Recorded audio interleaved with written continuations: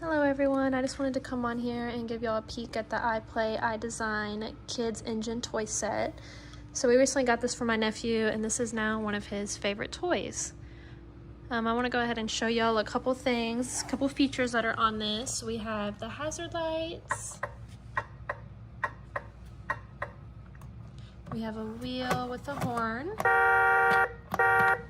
Shift change. Also has this little cubby. And then we also have these jacks where if you want to prop up the engine. And then these wheels also come on and off, which I thought was pretty cool about that.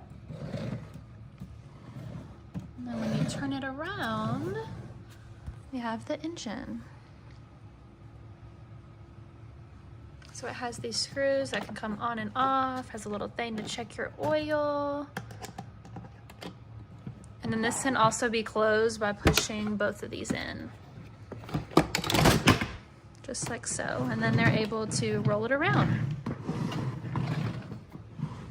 Oh, and I almost forgot, it also comes with a key.